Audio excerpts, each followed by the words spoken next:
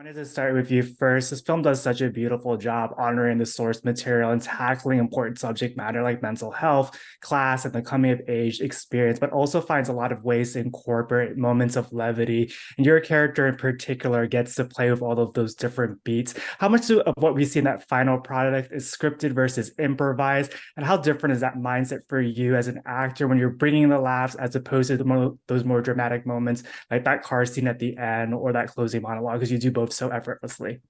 Thank you so much. Oh my goodness, thank you. Blushing.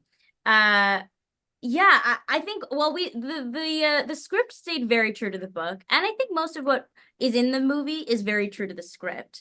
I think that Hannah Marks, our director, was really kind and generous and did let me play around a lot, especially on the really just on the jokier sections, Mm. and was really collaborative with me in that way because she's also a talented actor and a very funny person. So even just in between takes, we'd be sometimes workshopping silly things we wanted to throw in or how I'd say most of it is scripted. They let some of my stupid in there.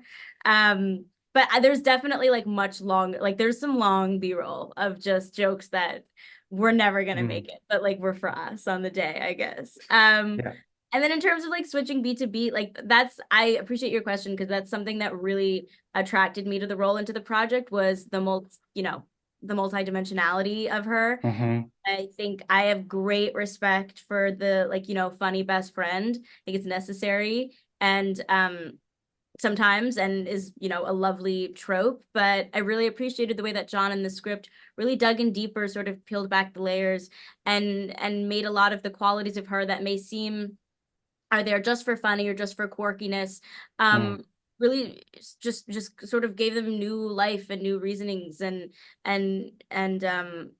I really respected that and was really intrigued by that. And especially since, like that scene you mentioned, their car and their big breakup, basically, it's like a really uncomfortable part of the mental health conversation in the film. How does your struggling affect the people around you? How does it hurt them?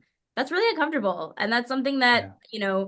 I think Daisy has a lot of fans, but also a lot of not fans because of that sort of aspect of the storyline. So for me, I just sort of felt like if I could have it even be a fraction of the, layered, um, deep, multi-dimensional take that John did in the book and that our writers did in the script, then I'd be happy. So that was the main concern, and it definitely was really exciting for me as an actor to be able to bounce back and forth. You accomplished that. I know, Felix, throughout your career, you've gotten to play such a wide range of characters, and each is so different from the last. And this that feels like such an interesting parallel to Davis's journey, who wants to be seen for more than just his wealth. And it's through his relationship with Asa that where they hold space for each other and able to be their most authentic selves. And you brought such a groundedness to his journey and that dynamic. As an actor, how did you create the space for yourself to tackle the richness of this character? And did you channel in any of your own personal experiences?